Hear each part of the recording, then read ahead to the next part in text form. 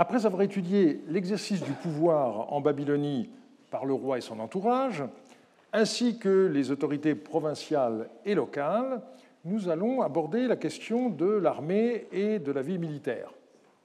Il n'y a pas besoin de long développement pour justifier d'y consacrer une séance entière, et ce, dès le début du portrait que nous essayons de dresser de la Babylonie du long XVIIe siècle, sous les 4 derniers rois de la première dynastie. Et comme toujours, je mettrai l'accent sur les données nouvelles qui ne sont pas encore prises en compte dans les synthèses disponibles. Nous verrons d'abord comment l'armée régulière était organisée. Dans un deuxième temps, nous verrons comment celle-ci était complétée par des personnages très différents, à savoir des mercenaires d'un côté, des devins de l'autre, et on terminera en examinant le rôle que les forts ont joué dans la vie militaire de la Babylonie au XVIIe siècle. C'est Landsberger qui a le premier mis en évidence l'exercice d'une hiérarchie à 4 niveaux à l'intérieur de l'armée babylonienne. Il s'appuyait notamment sur une lettre qui débute ainsi « Dit à Marduk Mushalim », et puis ensuite on a le nom d'un certain nombre d'individus, et ça continue, « à vos Ugulamartu, à vos papas, à vos Nubanda et aux scribes, Dumu et Dubba, ainsi parle Samsuiluna ». Et dans le corps de la lettre, les destinataires doivent montrer aux soldats Agaous les présages que le souverain leur envoie. Et donc, on obtient une hiérarchie à 4 niveaux, depuis le général jusqu'au simple soldat, en passant par le colonel et le lieutenant. Ici, quelques remarques. D'abord, certaines lectures ont changé depuis l'époque de Landsberger, tant pour les sumérogrammes que pour leur équivalent acadien. Donc, Ugulamartu, nous savons maintenant qu'il faut lire le titre Rabbi Amurim, et on traduit conventionnellement par général. Ce qu'on a lu pendant longtemps papa, en fait, il faut le lire Ugula Gidri, et ça correspond à l'acadien Rabbi Hatim, le chef du bâton. Nubanda, donc la Poutoum ne pose pas de problème, et Agaous, c'est Redum, le simple soldat. Et donc, les traductions sont tout à fait conventionnelles. Landsberger traduisait Nubanda par sergent, ce qui est peut-être plus juste par la proximité qu'avait ce grade à l'égard des soldats, mais qui a l'inconvénient qu'on ne peut pas à ce moment-là traduire la Poutoum par sergent dans d'autres contextes, alors que lieutenant, si on prend l'étymologie, celui qui remplace, eh bien, c'est celui qui peut remplacer le colonel lorsque celui-ci n'est pas présent. Ça va pour également la Poutoum, qui est le second du maire, comme nous l'avons vu dans le cours précédent. La justesse de la reconstitution de Landsberger a été confirmée notamment par des listes de rations de Marie où on retrouve ces 4 niveaux avec des titres un peu différents et on remarque que chaque catégorie obtient une ration double de la précédente, ce qui est la règle en la matière, comme l'a montré Nele Ziegler dans son étude sur les femmes du palais de Marie. Et ces textes ont l'intérêt de montrer qu'un corps d'armée comptait environ 350 hommes. On a un général, 3 colonels, et puis selon les cas de 8 à 14 lieutenants, et entre 315 et 337 simples soldats. Et ce qui est intéressant, c'est que l'auteur d'une lettre de Marie s'étonne. Il est ici question donc de l'armée des Babyloniens venue au secours de Marie, et donc l'auteur de cette lettre dit « Nos amis les Babyloniens nomment un général pour seulement 200 à 300 hommes de troupes ». Et de fait, on sait qu'en général à Marie, il n'y a pas de général qui commande à moins de 1000 hommes. Les choses ont-elles changé après Hammurabi et Samsuiluna ? Landsberger faisait remarquer que dans les archives du soldat Ubarum, qui datent de Abi-Yeshur, on ne trouvait pas trace de lieutenant Nubanda. C'est vrai dans d'autres textes, mais en fait, c'est dû au hasard.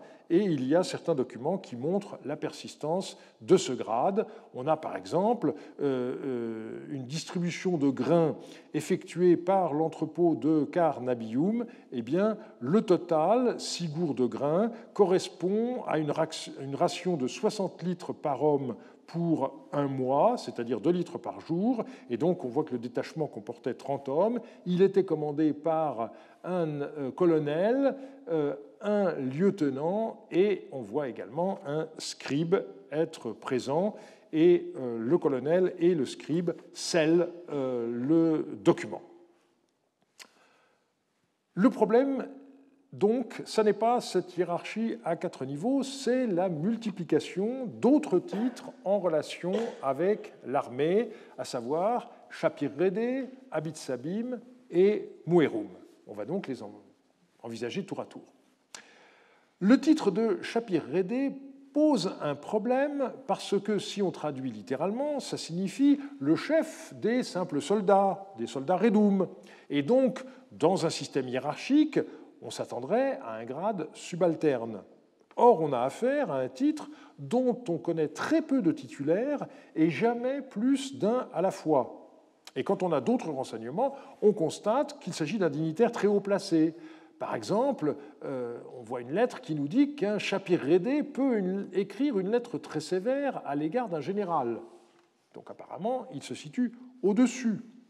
Dans le placet qui a trait à l'application de la Misharum décrétée par Samsu-Iluna en l'an 28, le plaignant indique « Taribatum, le chef des soldats, Shapir Redé, a fait siéger à Sipar les juges de Sipar et de Babylone ». Et on retrouve cet individu dans un texte récemment publié qui date de l'année 20 d'Abi-Eshour. C'est pourquoi donc j'ai proposé que le Shapir Redé soit en fait au sommet de la hiérarchie de l'armée babylonienne, et dans mon cours de l'an dernier, j'avais donné comme équivalent le titre de généralissime. Mais il y a encore 2 autres titres à évoquer avec des personnages qui sont souvent cités à la tête de troupes. D'abord, l'Abid Sabim, mot qui signifie littéralement le père de la troupe. C'est un titre qui est toujours écrit de façon mixte, avec Abi phonétiquement, suivi par l'idéogramme sumérien Erin 2.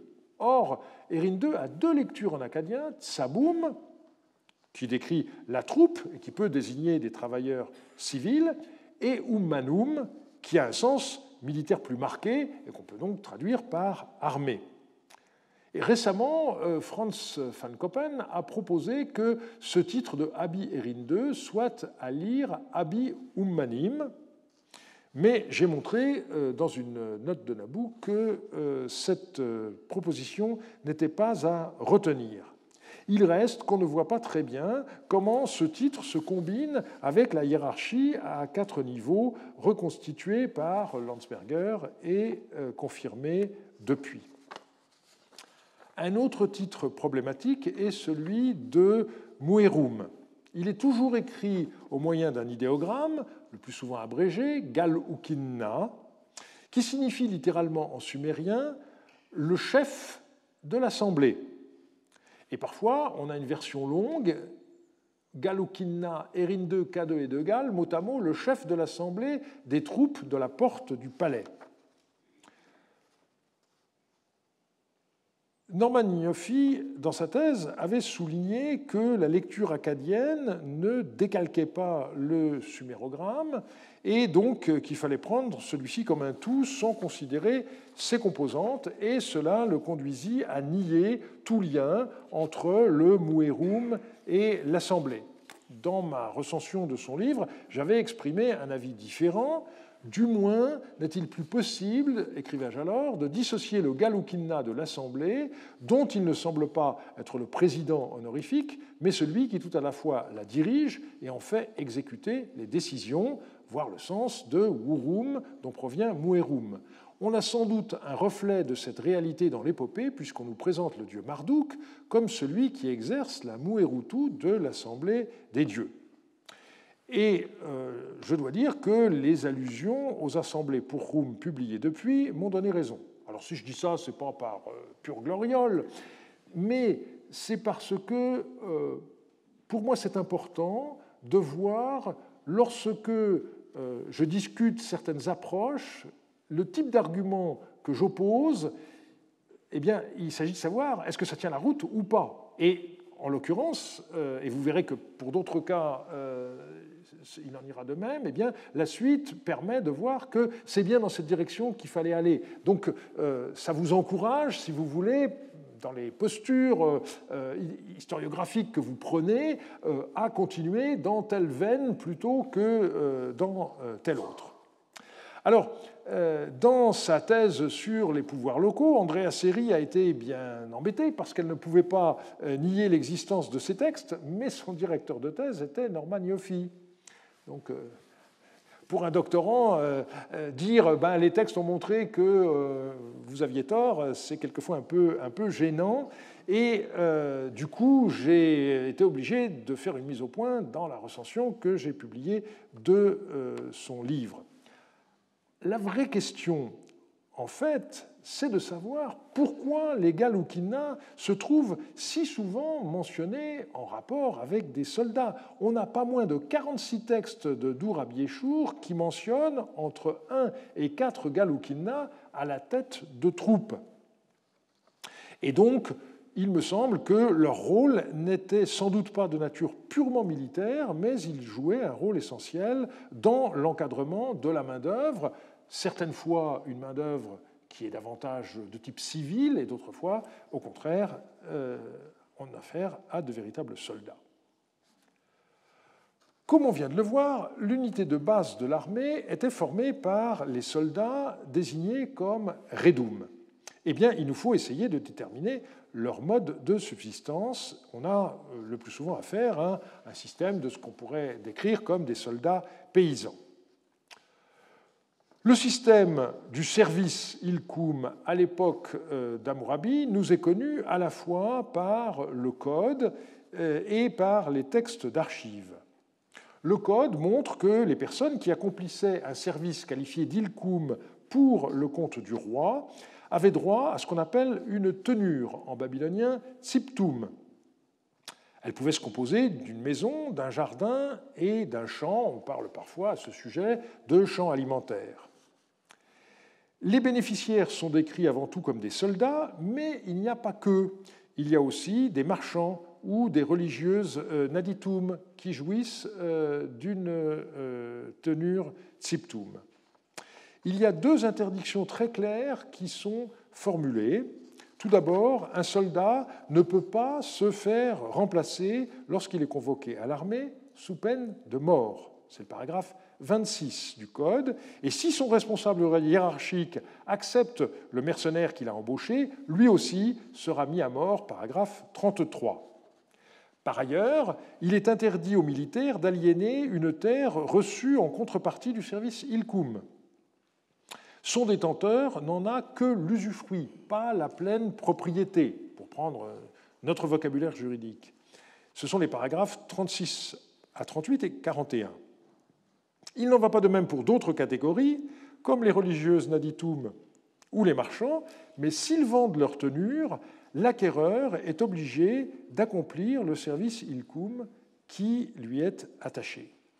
Hammurabi n'envisage d'ailleurs comme transmission héréditaire que le cas où un soldat a été fait prisonnier, et c'est seulement si son fils est en âge de reprendre son service ilkoum qu'il peut le faire et du coup bénéficier de la tenure qui était celle de son père. C'est le paragraphe 28.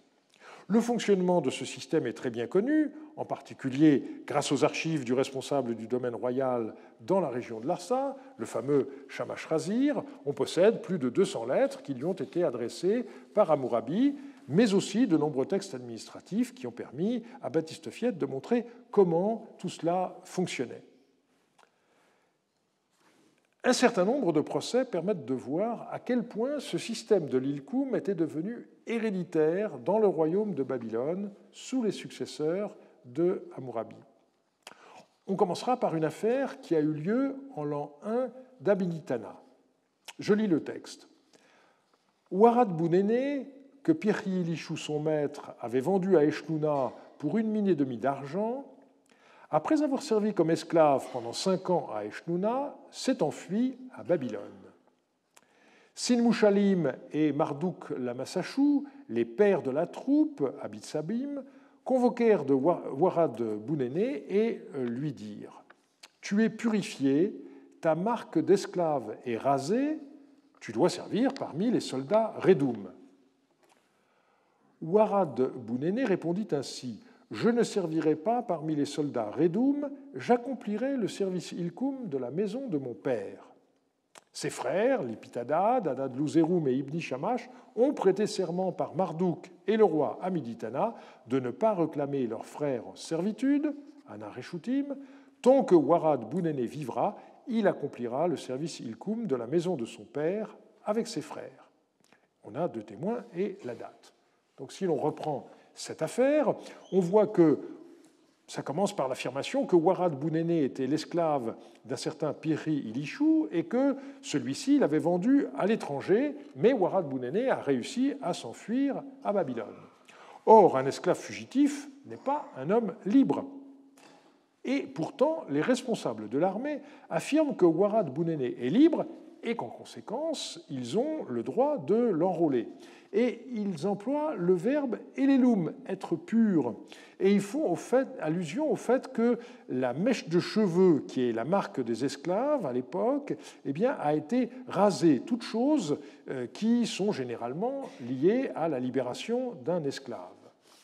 Alors, Shor, en 1913, avait interprété ce document comme un exemple d'application du paragraphe 280 du Code de Hammurabi, mais ce paragraphe avait à l'époque été mal compris. Il y est question d'un esclave babylonien acheté à l'étranger et qui revient en Babylonie.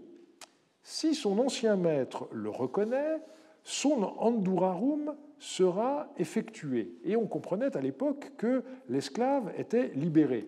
Mais le sens serait très étrange. Quel aurait été l'intérêt pour l'ancien maître de se manifester si le résultat, c'est qu'il ne reprend pas possession de son ancien esclave, mais que celui-ci devient libre? En réalité, andurarum signifie non pas libération, mais retour au statut antérieur. Donc, la liberté pour celui qui était libre auparavant, mais le retour chez son ancien maître pour un esclave qui a changé de propriétaire. Or, aucun commentateur n'a fait jusqu'à présent allusion à la date du document l'an 1 d'Amiditana. Il me semble qu'on a une affaire qui est liée implicitement à la Misharum proclamée par Amiditana au moment de son avènement. Et l'allusion à la servitude de Warad Bounéné fait penser que ce sont ses propres frères qui l'avaient réduit à l'esclavage, puisqu'à la fin du texte, il s'engage à ne pas recommencer. Je note au passage que le mot reshutum, pour désigner le statut d'esclave, était un apax, et le volume R du dictionnaire de Chicago, publié en 1999, ne connaît d'autres exemples qu'au premier millénaire. Mais la consultation d'Archibald permet désormais de retrouver ce mot dans FM 747, donc un texte publié par Jean-Marie Durand en 2002, et qui concerne justement l'application du Nandurarum à l'avènement du roi d'Alep, Hammurabi. Vous croyez peut-être aux coïncidences, moi pas. Il me semble par conséquent que l'interprétation de ce texte, c'est que homme libre réduit à l'esclavage, Warad Bounéné, suite à la Misharum de l'avènement d'Amiditana, a retrouvé son statut d'homme libre. Et donc, il affirme aux militaires qu'à ce titre, il doit accomplir avec ses frères le service ilkoum de la maison de son père, dont il ne précise pas la nature. Ceci confirme que la terre distribuée par le roi était alors devenue transmissible héréditairement, les bénéficiaires devant simplement continuer à assurer le service lié à la terre.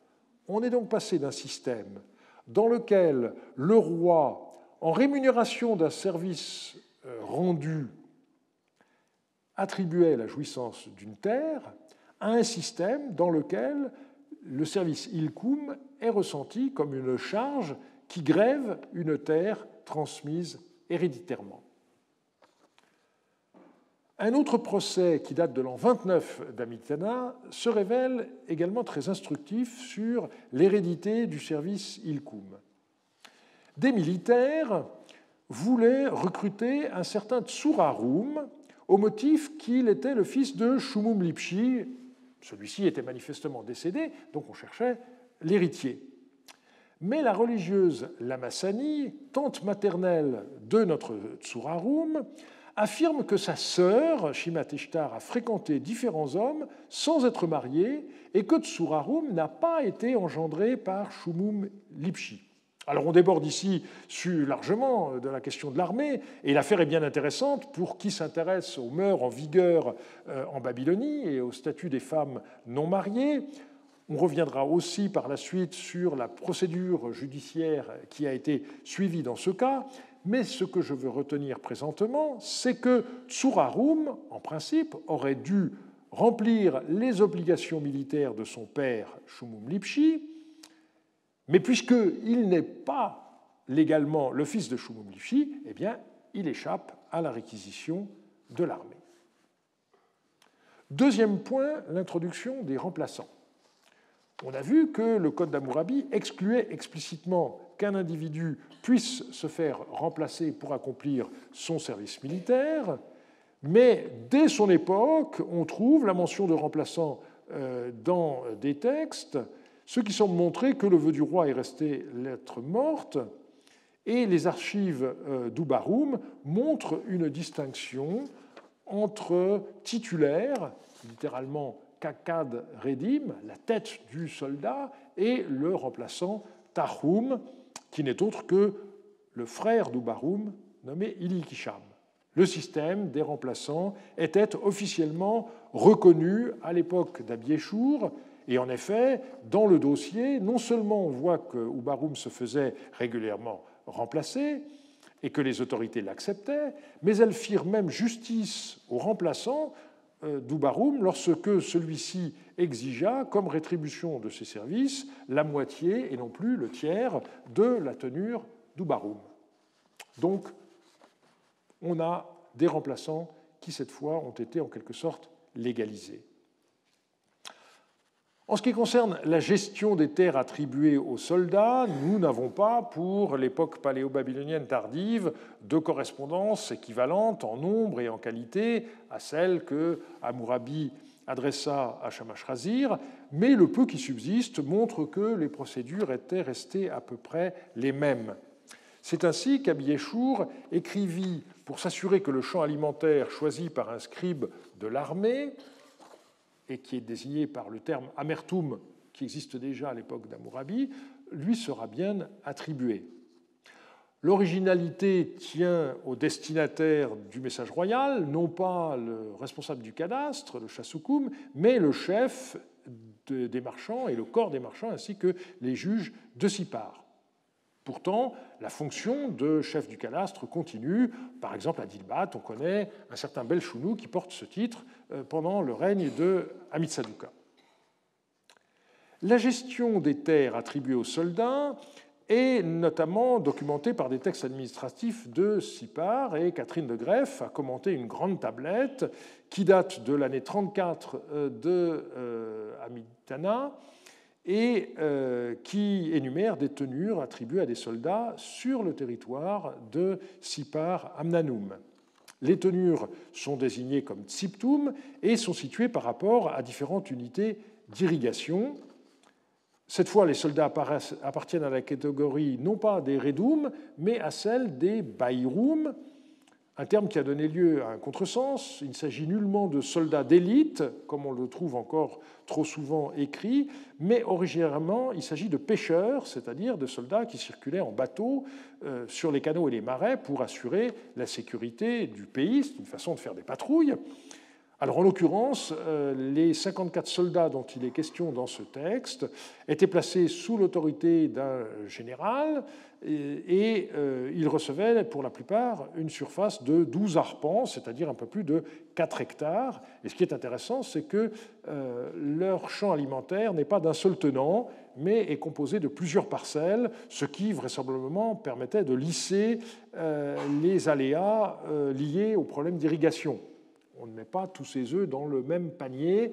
Il est plus intéressant d'avoir des champs qui dépendent de canaux différents, parce que si un canal se bouche, eh bien, vous pourrez avoir quand même une meilleure récolte sur d'autres champs. Les parcelles attribuées avaient précédemment été souvent attribuées à des personnes décédées, donc il s'agit de la redistribution de tenures de soldats morts sans héritier. D'autres textes montrent la manière dont ces terres étaient gérées. Dans certains cas, les soldats les cultivaient eux-mêmes, mais souvent, la culture de ces tenures était confiée à des agriculteurs et les soldats percevaient une partie de la récolte. On doit ajouter qu'on possède des dossiers de taille limitée qui permettent d'avoir des informations sur le statut de certains militaires, et on peut faire à leur sujet ce qu'on appelle aujourd'hui de la micro-histoire. Catherine de Greff a ainsi pu retracer l'histoire de 2 colonels homonymes nommés Ilchou Ibni et qui ont tous les deux vécu à l'époque d'Hamid Sadouka. Voilà les difficultés qu'on a parfois, et l'un de ces homonymes était fils de Kakadou et il était stationné dans un endroit qui s'appelle Charoum là-bas. L'autre était fils d'Inapaleshou et il était à la tête de soldats élamites. Ce deuxième, Ilchou Ibni, appartenait à une famille relativement aisée, comme nous l'apprend l'acte de partage des biens de son père.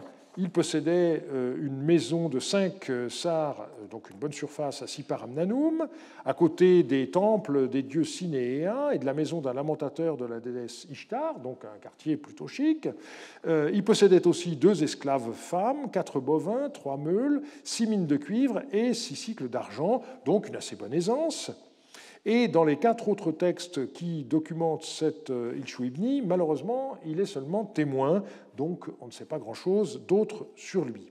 Quant au premier Ilchou Ibni, le fils de Kakadou, eh bien, pour lui, on possède 21 textes dans lesquels il est actif. Donc il s'agit manifestement des vestiges de ses archives privées. Et le texte le plus remarquable est un certificat de perte de sceau.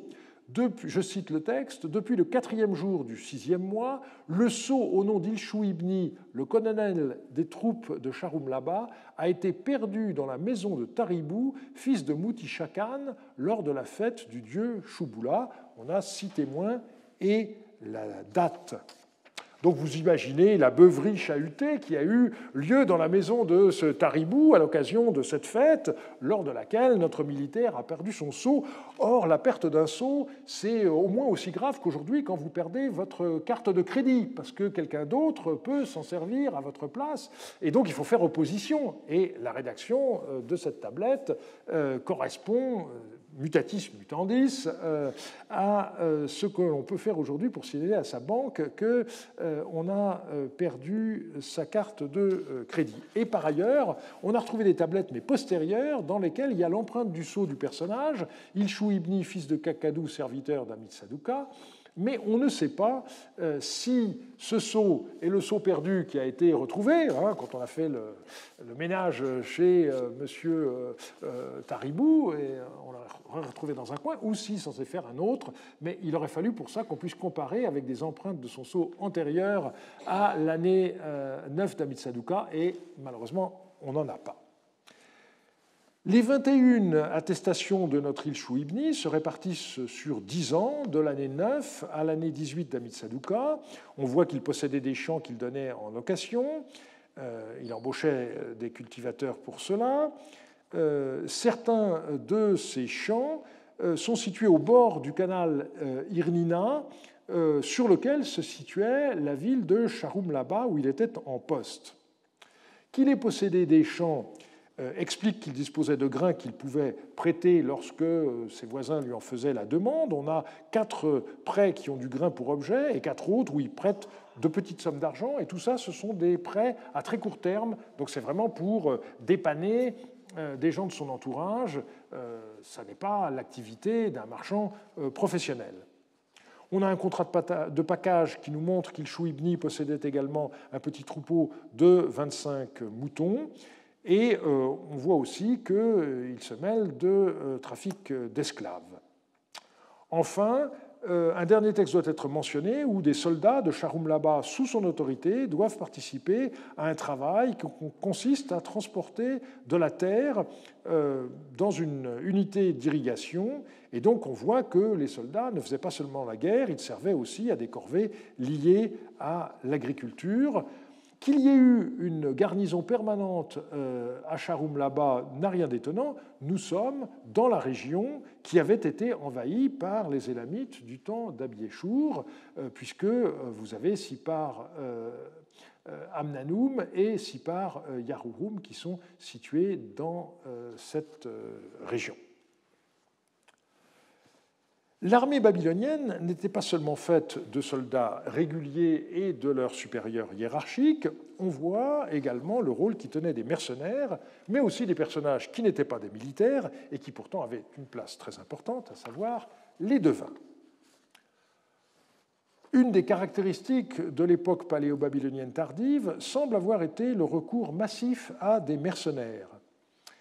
Et comme souvent dans l'histoire, c'est sans doute un des éléments qui contribue à expliquer la chute de la première dynastie de Babylone. On y reviendra dans le dernier cours.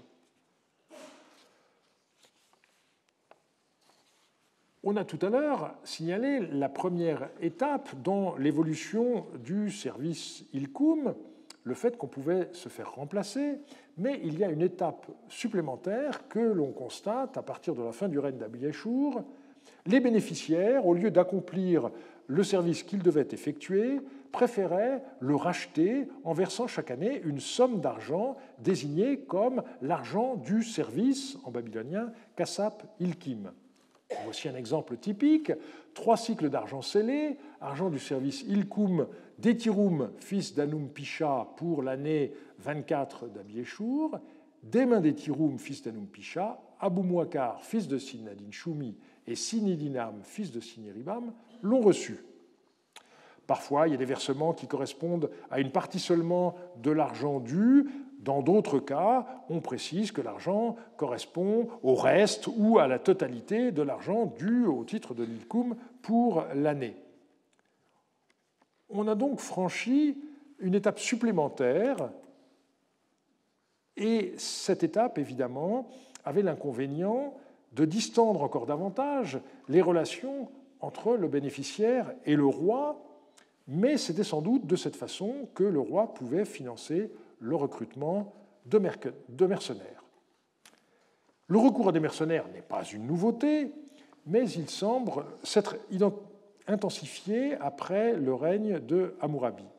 Les textes de Tel Leilan le montrent à l'époque de Samsu-Iluna, on l'a vu l'an passé, avec des groupes de Rabbatoum qui se vendaient aux plus offrants. On a désormais de plus en plus de mentions de Kassites dans les textes paléo-babyloniens tardifs, et la situation est désormais assez claire. On a quelques rares mentions de Kassites en tant qu'ennemis, qui éventuellement peuvent s'emparer de soldats et que l'on affronte, mais la très grande majorité des références concernent des groupes de mercenaires, et j'y reviendrai dès la semaine prochaine. Une autre innovation qu'il faut souligner au passage et qui est certainement liée à la précédente, c'est le fait qu'on distingue désormais dans les troupes entre les fantassins et les soldats montés sur chars. Pendant très longtemps, on considérait que l'introduction du char était un des changements majeurs ayant marqué le second millénaire. Pas de char avant la première moitié, et au contraire, dans la seconde moitié, on a des chars qui introduisent des changements, bien entendu, très importants du point de vue social. Eh bien, des textes publiés récemment montrent que cette évolution ne s'est pas faite d'un coup et qu'elle avait déjà commencé à l'époque paléo-babylonienne tardive. Je passe maintenant au rôle des devins dans la vie militaire, qui était considérable. Les textes de Marie l'ont montré avec toute une série de lettres, notamment publiées par Jean-Marie Durand dans un RM 26, et qui montrent de façon très vivante les situations dans lesquelles les devins étaient amenés à exercer leur art. Eh bien, on a des références pour l'époque paléo-babylonienne tardive qui sont loin d'être négligeables. Je citerai d'abord le cas de 3 petits documents récemment publiés par Franz van Koppen qui enregistre la dépense de 4 agneaux prélevés sur le troupeau du berger Sinaham Iddinam et affectés à 2 devins, Nana Mansum et Nabium Mushalim. Ce sont des textes qui datent de l'année 15 d'Amitsaduka, respectivement du 11, du 12 et du 21 du mois 8, et on nous précise, lorsque la troupe a résidé à Sipar Amnanum avec Utulishtar, l'habit Sabim. Alors on sait que au moment où l'animal était mis à mort, le devin posait une question au dieu, ce qu'on appelle en babylonien une tawitum, et on a vu un exemple avec le compte-rendu oraculaire concernant l'armée babylonienne stationnée à Dur-Abiéchour. Eh bien, à l'aide des documents que l'on possède, si l'on prend ce texte administratif, on peut reconstituer le compte-rendu oraculaire qui a vraisemblablement été rédigé par nos 2 devins, mais que nous ne possédons pas, et ça doit avoir commencé ainsi. Nous avons interrogé les dieux pour le salut de la troupe de Monseigneur qui réside avec l'habit Sabi Mutulishtar à Siparamnanum. Et ensuite, vous avez la description des signes qui ont été observés à la surface du foie sacrifié, et à la fin, l'indication pour savoir si les présages sont favorables ou pas. Ces 3 documents se révèlent également utiles pour confirmer la façon dont travaillaient les devins à l'époque. Chacun d'eux reçoit en effet 2 agneaux pour ce qu'on appelle sa main. Et nous savons par d'autres sources pourquoi il fallait 2 agneaux pour la main, parce qu'un devin doit faire une inspection initiale et ensuite une contre-épreuve. Et comme on a 2 devins, eh bien, ils doivent vérifier si les résultats obtenus par eux concordent ou pas. Et éventuellement, s'il y a discordance, eh bien, il faut encore sacrifier au moins un animal. On a des renseignements particulièrement importants sur les devins qui stationnaient avec les troupes à Dur-Abiéchour. 2 types de textes, les rations de grains qui leur sont attribuées, d'une part, et les dépenses de moutons, leur outil de travail, si je puis dire, d'autre part. Lorsque le détail des allocations de grains est donné, eh bien, certaines énumérations font apparaître la présence de devins accompagnant les troupes stationnées à Dur-Abiéchour.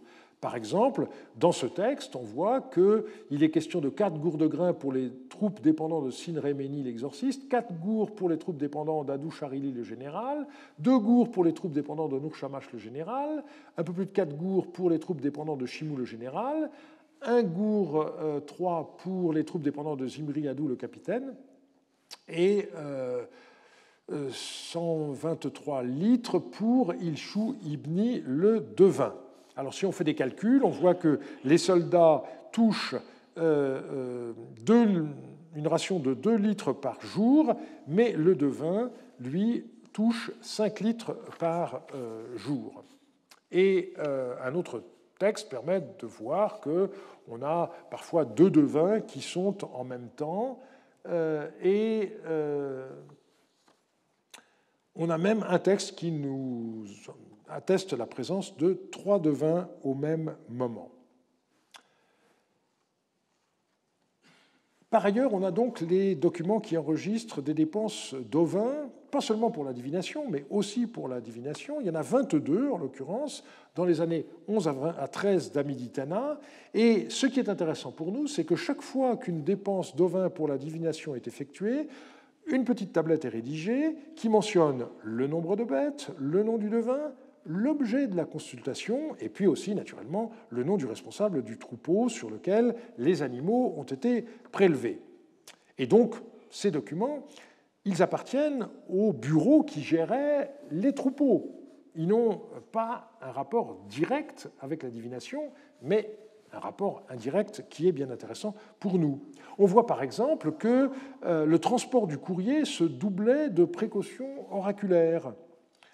Ce texte indique « Un mouton main du devin est Elpi Marduk, à propos de l'homme qui a fait route avec les tablettes du roi, c'est-à-dire les tablettes destinées au roi, relatives aux nouvelles des Cassites, que les Soutéens ont dites, les tablettes ne sont pas parties. » Donc, apparemment,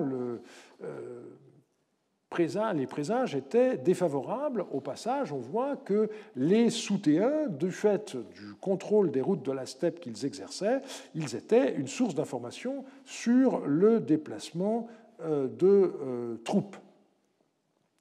Et on a un autre texte qui comptabilise des rations de grains destinées à 2 soldats et un courrier, donc manifestement des rations pour le transport du courrier dans une zone dangereuse. Et en effet, les bénéficiaires sont décrits comme messagers du pays de la mer. Donc on conversait aussi avec l'ennemi, mais on avait peur que les porteurs de courrier soient interceptés. Je terminerai ce cours en parlant du rôle des forts dans la Babylonie tardive. Ça s'observe en particulier grâce aux archives récemment publiées qui proviennent de Dour à Biéchour, et précisément, il faut faire attention aux effets déformants de notre documentation parce qu'on ne possède pas d'archives du même genre pour les siècles antérieurs. Et donc, on va être tenté de dire que les forts jouent un rôle très important parce qu'on a des archives de forts à cette époque-là, plus important que l'époque d'avant, simplement parce qu'on n'a pas de documentation équivalente. Alors il faut rappeler que les archives de Dour à Biéchour couvrent pratiquement la totalité de la période que nous étudions, de l'an 4 d'Abiéchour à l'an 13 de Samsuditana. Le plus grand nombre est formé par 2 catégories de textes, comme on l'a vu déjà, les listes de rations et les listes de dépenses d'ovins. Et ceci permet notamment de voir quels soldats étaient présents. Et notamment, donc, ce sont les archives qui sont celles du grenier Karoum. Alors là, il faut faire attention aux Babyloniens. Il y a une distinction entre Karoum, qui désigne le grenier, et Karoum, qui désigne la guilde des marchands. Et donc, si on ne fait pas attention à la prononciation des langues, on peut avoir des quiproquos. On connaît les 3 responsables de ce grenier dans le fort de Dour à Biéchour. D'où provenait le grain qu'ils avaient à gérer? Eh bien, on a 5 documents qui nous disent que ce grain provient de la capitale. Je cite: grain sur le grain qui a été apporté depuis Babylone à Dour à Biéchour de la confluence du canal Hammurabi-Nurushnishi pour servir aux rations des armées et des travailleurs autres. D'autres textes beaucoup plus nombreux signalent que le grain distribué, je cite, fait partie du grain des redevances biltoum ou du grain autre qui a été apporté à Dour à Biéchour de la confluence du canal Hammurabi-Nurushnishi pour servir aux rations des armées et des travailleurs autres.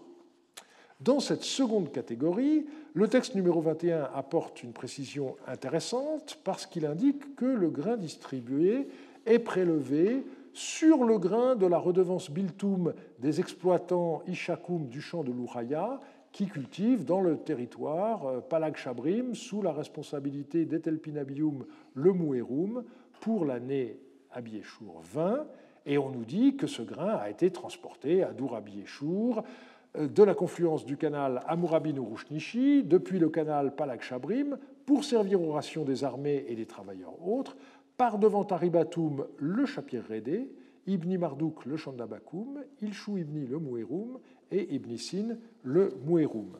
Donc on voit ici comment le grenier de cette forteresse était en bonne partie directement rempli grâce au prélèvement sur la moisson des champs de la région environnante soumis à redevance biltoum. Ce sont des champs qui appartenaient au domaine royal et qui étaient confiés à des exploitants agricoles qu'on désigne comme Ishakoum. Ce qui est frappant dans les listes de rations de ce genre, c'est la place qu'y tiennent des groupes de soldats venus d'ailleurs. On a l'impression qu'il n'y avait qu'un petit noyau stable et que les soldats se relayaient pour tenir la garnison. On a des listes de rations qui comportent l'indication « lorsque les armées ont résidé à Dour à Biéchour, de la confluence du canal Hammurabi-Nurushnishi, avec un tel, etc. » Et on nous donne le titre des personnages. Ou bien encore, lorsque un tel, son titre, etc., ont résidé à Dur-Abi-Eshour de la confluence du canal Hammurabi-Nurush-Nishi. Et les noms qui sont cités sont ceux de dignitaires extrêmement importants. Chef des barbiers, ministre de l'économie, ou encore chef de l'Assemblée des gens de la porte du palais. Et on a analysé, lors du cours précédent, les noms de tous ces personnages, puisque ces noms provenaient des archives de Dur-Abi-Eshour. Alors, de telles indications conduisent à se demander s'il existait un chef militaire permanent à Dur-Abi-Eshour. Dans les documents publiés jusqu'à présent, personne n'apparaît dans ce rôle, mais il peut bien sûr s'agir d'un hasard. Alors, il pourrait aussi y avoir eu des soldats permanents, et dans ce cas, ceux-ci auraient été rétribués non pas avec des rations, mais avec des tenures.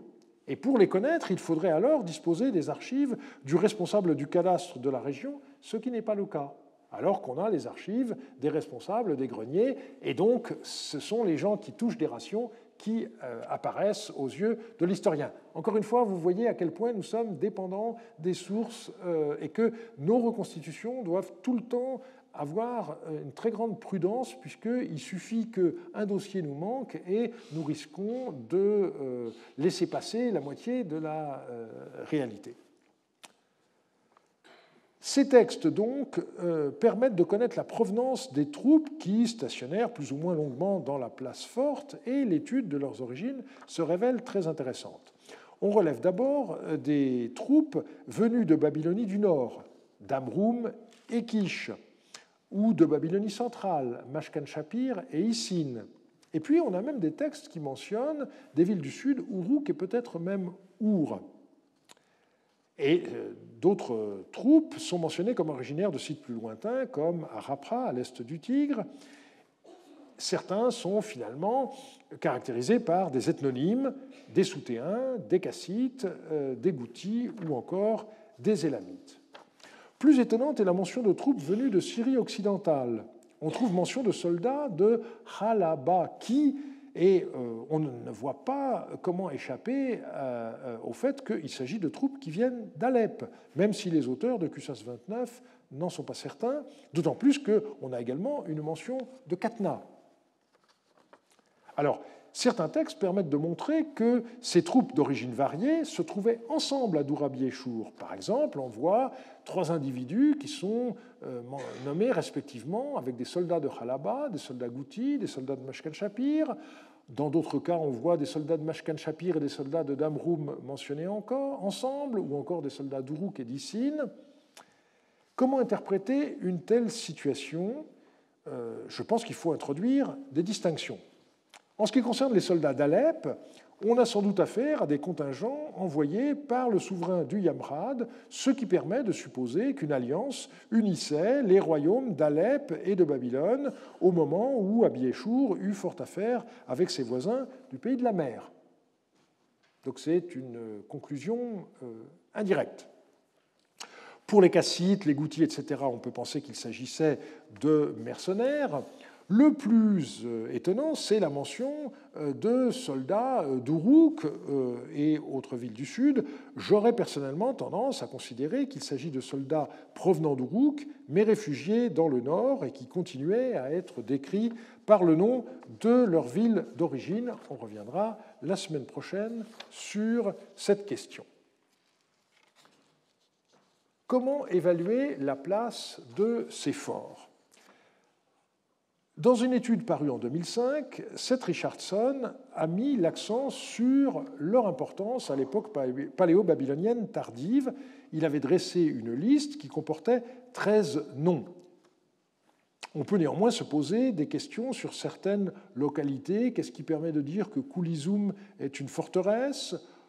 Batsum est manifestement un port très important pour contrôler le trafic fluvial sur l'Euphrate, mais qui jouait un rôle plutôt commercial et douanier que spécifiquement militaire. Bien sûr, elle servait aussi à la sécurisation de l'espace intérieur du royaume de Babylone, mais la considérer comme une forteresse reviendrait à considérer aujourd'hui tous les aéroports internationaux comme des forteresses. C'est vrai qu'ils jouent un rôle dans la sécurité de chaque pays, mais enfin, leur fonction première, c'est quand même de permettre la circulation en prenant l'avion. Seth Richardson est récemment revenu sur la question en complétant la liste des forteresses qu'il avait dressées. Il en ajoute 4 qu'il avait oubliées et il en ajoute 11 qui proviennent de textes publiés depuis 2005. Et sa conclusion est pour le moins surprenante puisqu'il dit, par rapport à ces 28 forteresses ou plus, l'État babylonien ne comportait que 4 villes, Babylone, Sippar, Dilbat et Kish, une composante urbaine plus petite qu'elle ne l'avait été depuis le XIXe siècle. Autrement dit, pour lui, la majorité de la population babylonienne vivait à l'époque paléo-babylonienne tardive, non pas dans des villes, mais dans des forteresses de nature militaire. Alors, c'est une conclusion très importante, et donc il faut regarder très soigneusement les arguments. On peut d'abord contester certains de ces ajouts. Par exemple, il cite la ville de Noukar. Eh bien, c'est une ville qui est attestée dès l'époque du royaume de Larsa, qui est située dans les environs de Nippur et qui n'a rien de spécifiquement militaire. Par ailleurs, numériquement, le compte des villes n'est pas tout à fait juste. D'abord parce que Sippar compte pour 2 villes, même si elles ne sont éloignées que de quelques kilomètres. Il ne faut pas oublier qu'il n'y a que 25 kilomètres entre Kish et Babylone. Et par ailleurs, la liste de Seth Richardson n'est pas complète, puisqu'il a oublié, sur l'Euphrate, la ville de Rapicoum, et plus en amont, les villes de Hit et de Yablia. On n'est pas en Babylonie centrale, mais dans la mesure où il a compté Raradoum dans sa liste des forts, il n'y a pas de raison de ne pas mettre ces 3 villes dans la liste des villes. Alors, il y a aussi des villes qui sont peu mentionnées, mais qui existaient quand même à l'époque paléo-babylonienne tardive. Par exemple, Borsippa. On connaît un texte de l'an 11 d'Amit Saduqa qui mentionne un gouverneur, Shakanakum, de cette ville. Et puis, il y a des villes plus petites qu'il n'a tout simplement pas mentionnées, comme Bourzi-Bichour et Damroum dans la région de Kish, ou encore Khalkhala ou Karchamash dans la région de Sippar. Il y a des textes qui n'ont pas donné il y a des sites qui n'ont pas donné de texte de l'époque, comme Borsippa, mais il y en a d'autres qui en ont donné, et donc on est un peu surpris de voir la liste des villes très réduite qu'il a donnée pour donner plus d'argumentaire dans son rapport entre ville et fort. Ça ne me semble pas juste. Autrement dit, il a eu raison d'insister sur le nombre de places fortes à l'époque paléo-babylonienne tardive, mais je pense qu'il va trop loin en considérant qu'elles sont devenues l'essentiel. De même lorsqu'il parle de ruralisation progressive durant l'époque paléo-babylonienne. Et surtout, je pense qu'il faut remettre en cause la base même de son raisonnement, car depuis la fin du IVe millénaire, une muraille est la caractéristique majeure des villes en Mésopotamie, quelle que soit leur taille. Et c'est la raison pour laquelle on emploie le terme alum, quelle que soit la taille d'une localité. Et donc la difficulté pour nous de faire la différence entre ville et village. Et donc, on a des villes comme Koulizum et Carnabium, dont on nous dit qu'elles ont une garnison Birtum, ça ne fait pas d'elles des forteresses militaires par vocation. Alors, j'insiste un peu parce que, à partir de là, Seth Richardson s'est lancé dans des extrapolations complètement infondées. Il a commencé son analyse de 2005 par mentionner les lettres écrites en l'an 15 d'Amit Saduqa par le roi lui-même et d'autres personnes. Il est question de l'arrivée d'ennemis dans la région de Sippar. Et il conclut que eh bien, les forteresses des campagnes ont joué un rôle très important à ce moment-là et de façon plus générale à l'époque paléo-babylonienne tardive. Il nous dit qu'elles étaient tenues par des soldats d'origine ethnique très variée. Et donc il dit eh bien, l'ennemi qui est mentionné dans les lettres de l'an 15 d'Amit Saduqa, ce ne sont pas des Kassites en fait, mais ce sont des soldats rebelles. Ce que rien ne permet de confirmer ni d'infirmer. Donc une hypothèse sans aucune base assurée, et à ce moment-là, il fait remarquer que nulle part Samsu-Ditana n'est désigné comme fils d'Amitsaduqa. Et il souligne qu'on ne possède aucun nom d'année de Samsu-Ditana à Babylone avant l'an 7, et que justement le nom de l'an 8 commémore l'offrande d'une statue de lui-même à Enlil, le seigneur de Babylone, comme s'il venait seulement d'entrer en possession de la ville. Et sur cette base, il a proposé de voir en Samsu-Ditana un usurpateur qui pourrait avoir été le chef des troupes d'une forteresse rebelle à Amitsaduqa. Et ce seraient ces rebelles qui auraient mis fin à Siparamnanum, incendie de la maison d'Urutu, et aussi à Haradoum, ces deux localités ayant été détruites au même moment, c'est-à-dire en l'an 18 à Amitsaduqa.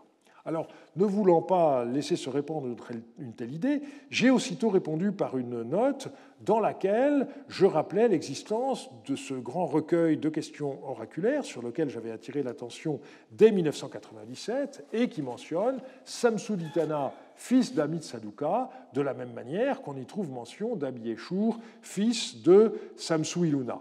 Pas d'usurpation, donc. Et par conséquent, l'idée d'une révolte d'un chef militaire établi dans une forteresse contre le souverain au pouvoir s'évanouit. Nous ne sommes pas dans l'Empire romain du IIIe siècle. Et il faut faire très attention, comparaison n'est pas raison. Avant de plaquer des réalités d'une autre époque et d'une autre région, sur les maigres données qu'on a, il ne faut pas franchir trop rapidement les différentes étapes du raisonnement. Et donc, il y a dans ces travaux un mélange de constats intéressants et puis de divagations incontrôlées. Et je terminerai en citant deux phrases, une avec laquelle je suis tout à fait d'accord, lorsqu'il dit « Les établissements qui avaient été établis principalement comme des postes militaires ont peut-être commencé, à la période paléo-babylonienne tardive, à prendre des aspects de corporation urbaine traditionnelle.